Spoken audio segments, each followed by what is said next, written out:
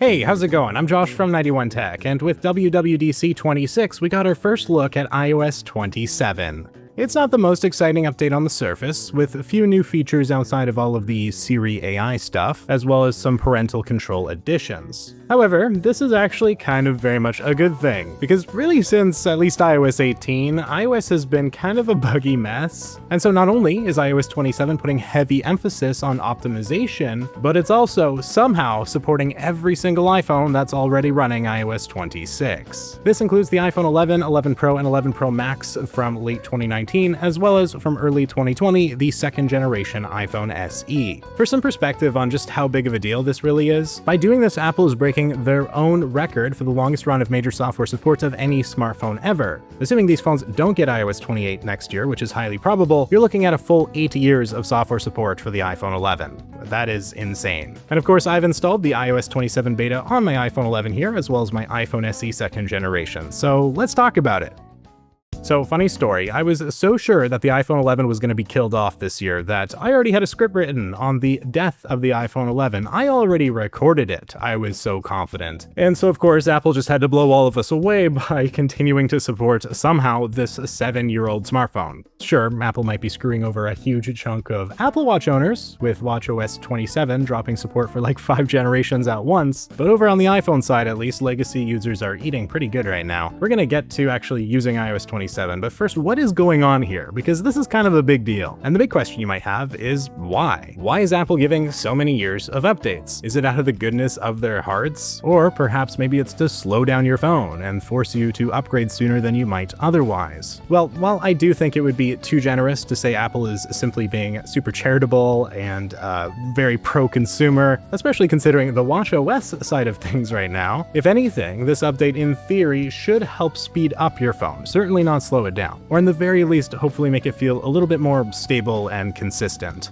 At this point, you can't reasonably expect these old iPhones to feel fast anymore. It's not feasible. However, so long as they're still usable and not too painful day to day, I think you can be relatively happy. In the very least, we're long past the days of iPhone getting ridiculously slow with too many updates like the iPhone 4S on iOS 9. iOS 26 on the iPhone 11, in my experience, was not particularly smooth or pleasant. Probably usable, but for somebody who's actually daily driving one of these, your mileage is going to vary. And especially if your battery's not doing too well, that can really negatively impact the experience. But if iOS 27 really does what Apple is saying, and pushes for optimization and general improvements across the board, then it is a really, really good thing we have it on these older iPhones. Because iOS 26 would have been a rough note to end on, and Apple was showing off some pretty impressive numbers.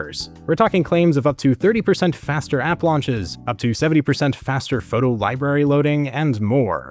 Now, obviously, up to X%, that does leave a pretty significant margin of error, and you may not see these sorts of speed increases everywhere. But honestly, any additional optimization here is still a huge win. With Apple bringing their advanced CPU scheduler to their older iPhones, we should also see a noticeable boost in multitasking and really just general usage at large. On the whole, your older iPhone should be getting faster with iOS 27. That's the idea. And this all reminds me of the iOS 12 update back in 2018. You guys remember that? I would argue iOS 12 was probably the most stable version of iOS ever. iOS 11 had been a pretty big update, and it was extremely buggy, probably even far more so than iOS 18 or iOS 26. So Apple took their time and focused on fixing things, and iOS 12 as a result was kind of awesome. And it also supported a ton of iOS devices. It reached back as far as the iPhone 5S. With iOS 27, we're again seeing a focus on improving the actual user experience rather than just adding a bunch of new features that you may or may not even use. So while I'm not going to say this is Apple necessarily doing this all out of the goodness of their hearts, I think they recognize that the experience just hasn't been that great the last couple years and that they need to fix it. And what's also likely motivating Apple here is the fact that there are still so many iPhone 11 users. No doubt probably a lot more than 10R users last year. Yeah, I'm sure there's still a fair few people using the SE2 and the 11 Pro as well, but the iPhone 11 in particular was really popular and an absolute cash cow for Apple. They sold it for 3 years, from 2019 to 2022 with the launch of the iPhone 14 line, so there's a lot of them out there still being used every day. Apple likely didn't want to completely desert millions of users quite yet, and it's hard for me to see that as anything but awesome, I'm gonna be honest. Because I mean it is, right? 8 years for any smartphone is already record-breaking, but it looks even crazier when you take into context the competition from back in 2019. Google and Samsung these days are mostly promising 7 years of updates, but these are relatively recent policy changes, and if you look back at their 2019 flagships, the Galaxy S10 got from Android 9 to Android 12, the Pixel 4, I believe, got to Android 13 back in 2022. That was 4 years ago already, and the 11 is still going for another year. And the SE2 is what's really impressive here, even over the iPhone 11, because this is the last iPhone to be still supported and have only 3 gigabytes of RAM. It's got the same chip as the iPhone 11 and 11 Pro with the A13, but those phones have 4 gigs of RAM. Honestly, I would have been totally fine if Apple just cut support for this phone completely, but they didn't, and hey, that deserves props. Now, is it going to be any good on iOS 27? Well, we'll see in a minute. So enough talk, let's take an actual look at iOS 27 and discuss what's new, along with my impressions and sort of a quick review. Now, as we jump into this, just to be clear, do not install the iOS 27 beta on your daily driver. If you have an old iPhone, an extra iPhone laying around, hey, more power to you, give it a shot if you want to, but definitely don't do it on the iPhone that you use every day. You will regret it. It is a beta. It has a lot of bugs. Now, this being said, part of me is a little tempted, just a little, to get it on my 17 Pro, if only for the fact that they fixed Safari. It was my biggest annoyance in iOS 26, the fact that it was so hard to find your history, but now there's like a dedicated button and tab for it when you open Safari in iOS 27. Thank you, Apple, finally. Already some S-tier software. But the iPhone 11, right off the bat, as a great example of how painful iOS 26 could be, when I was trying to install the iOS 27 developer beta, I was getting some weird glitchiness where the terms and conditions wouldn't go away after I accepted them, to the point that I just had to force quit the app, and then when I came back, it was actually installing the update. So just a weird bug. And in fairness, this wasn't the latest version of iOS 26, but it is a good example of how the experience could just be so messy, even with some really basic stuff. So does iOS 27 fix things?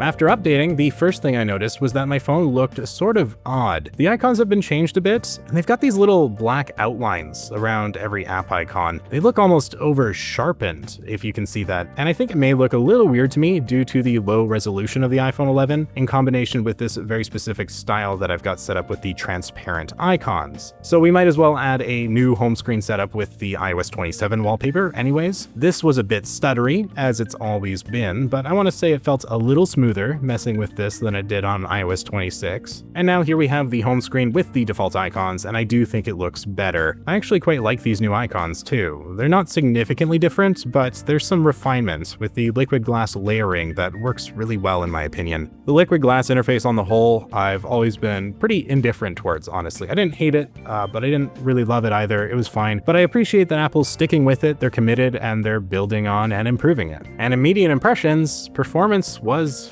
fine, which is kind of what you would hope for. My battery health on this phone is actually somehow at 100%, and this is important because your battery health can often be a major hindrance to performance if it's low, especially once it's like down around or even below 80%. So as always, your mileage may vary from my own experience, my own personal device here. I also don't have a ton of stuff downloaded on this phone. There's quite a bit of storage available, which helps. If you're almost full for storage, that can slow things down. But less important than all that, can we talk about the new battery icon? I don't like it. I don't know why they changed it, and it in no way really impacts the experience, but I'm outraged. Please bring back the old icon, Apple. You didn't need to do this. Nobody asked for this. Who asked for a new battery? You know what? It's fine. Anyways, just swiping around the interface, messing around a bit. There were some minor stutters, but nothing crazy, despite me just having rebooted the phone before this, which historically I've found can cause things to at least initially be slower. Going into the App Store and scrolling around, the 11 felt pretty good. And so I tried pushing it a little, installing some apps while also streaming WWDC picture-in-picture from the Apple TV app. And yeah, I've had some pretty obvious stutters, but nothing too bad. The iPhone 11 was heating up like crazy though. It's kind of always done that, I think, but I really noticed it here. It was getting quite warm, and the SE2 as well, when I was using it later, also warmed up a lot, although it didn't feel as hot to me as the 11 did. Probably nothing unexpected, but it's worth mentioning at least. There aren't too many features new with iOS 27 to show off. We do now have control over how transparent the liquid glass interface is, so that's cool. I always appreciate some more customizability. security, and there's like other really small things throughout the OS, but it's really not a lot. This really is mostly a performance update, and I'm all for that, obviously. This is, of course, a beta, and I haven't found any severe bugs yet. However, there were a couple that I noticed. The lock screen seemed to fail to remember that I made the clock big, which is kind of a minor thing, but not sure what happened there. Using picture-in-picture, at one point the video wasn't properly docking to the bottom corner of the phone like it normally would, until I opened up an app and then went back to it, and suddenly it's fine. Very minor stuff, just typical beta bugginess. Overall, I was quite impressed with how the iPhone 11 was performing. It does genuinely feel faster to me, and it was doing pretty well loading anything I threw at it, even with multiple things going on in the background. For a day one developer beta, this felt pretty darn refined, and that's quite frankly exactly what we needed from Apple. Except for the battery icon, which makes the entire thing unusable, so 0 out of 10 IGN. Moving past this single horrendous misstep, I also wanted to give the update a shot on my iPhone SE 2, of course, as again it has less RAM, only 3 GB. Unfortunately, right now I don't have an 11 Pro to try out on iOS 27. My old 11 Pro Max is being used by my grandmother at the moment. It's working great for her, and I guess she could use it another year if she wants to, although I might get her upgraded at some point, we'll see. But its performance presumably would be very similar to the iPhone 11. So here we have the 2020 iPhone Special Edition in its beautiful red color, featuring the Legacy home button and Touch ID. What a throwback. For whatever reason, I've always felt like the liquid glass overhaul just feels so weird on these older home button iPhones, if that makes sense. The way you navigate these phones is so dramatically different, but yet the experience is more or less still the same to other iPhones. Pretty quickly, iOS 27 felt noticeably slower on this phone, with frequent stutters and lag spikes. At first, I was a bit disappointed, but after using it for a little bit, it did seem to pick up the pace, at least somewhat. It was installing apps just fine, and while they did feel like they were closing in the background a little too fast initially, it wasn't as bad as I actually expected. Just to really test things out, I set up both the iPhone 11 and the SE2 in the same scenario with all the apps closed beforehand, just to put them through their paces. I opened the WWDC 26 picture-in-picture again, and then just kind of ran through the software. While the iPhone 11 consistently opened apps faster, and I do mean consistently, I could replicate this with a bunch of different apps, they both were keeping the App Store open in the background just fine. Like, I was purposely trying to see if I could open enough apps to get the App Store in the background to close, and even after a few minutes of usage, that just didn't happen on either phone. With less RAM, the SE2 is presumably worse with multitasking, but in my time with the phones, the SE2 was keeping up to the 11 pretty well. It was, however, very noticeably slower in almost every aspect. It had way more stuttering, again, apps opened slower, and these sort of performance hitches feel kind of inevitable given the hardware on display as well as the age of the phone. The 11's actually older, of course, but you know, a little more RAM does help. I do wonder if some of these performance enhancements could have any impact on the battery life for some users, some of these new things Apple is doing to make your phone feel faster. But realistically, I suspect it won't be any worse than iOS 26. These phones already don't have good battery life. I highly doubt it's going to be that much worse, if worse at all. Let's be real, older iPhones, they're going to have bad batteries, especially the smaller ones, you know, the minis and the iPhone SEs. At least performance is usable. And while the SE2, again, it was a bit slower than the 11, which itself wasn't like super fast or anything, although it held up okay. Honestly, they both outperformed my expectations. I actually do think iOS 27 feels faster, even on this developer beta. It feels a lot more polished than most developer betas I've used, to be honest, at least at day one. I haven't seen too many reviews from people yet, since this only came out a couple days ago when I'm filming this, but in my experience so far, it's been pretty decent. This all kind of also makes me wonder about the iPhone XR and the XS, if they could have run iOS 27. If the SE2 can, with 3 gigs of RAM, I mean, the XS has 4 gigs of RAM, if I remember right. Those poor old phones are stuck forever on iOS 18, which is not a great place to be. I really wish they would have ended their lives on a more stable update. iOS 27 is honed in on performance, and I mean, it makes the SE2 a bit choppy, yes, but actually usable, which is fantastic. Also, I'm going to have some separate videos coming out. I'll be doing a dedicated review for the SE2 and for the 11, but I especially want to just mention how the SE2 is ridiculously cheap on the used market. Like, you could probably find one of these for like $50 on eBay, and the fact that it's getting another full year of updates, I mean, low-key, like, it won't be pleasant, but this might be one of the best value phones you can buy right now. It's going to be the slowest iPhone supported, the battery life is going to suck, but it still functions. and it runs iOS 27, so it's kind of hard to complain, especially when it's as cheap as it is. For some people, this might be all you need. I know people who still use an iPhone 8, for crying out loud. Like, this would probably be a little better, especially if you're finding incompatibility with certain apps and things. And so, on the whole, I'm thrilled to say that iOS 27 is performing excellently on these older iPhones, at least in my experience so far, and it already feels better and faster than iOS 26 ever did, which is amazing to see from a day one developer beta. Bravo, Apple, I gotta say it. Now, I can't forgive you for leaving behind 5 generations of Apple Watch with watchOS 27, that's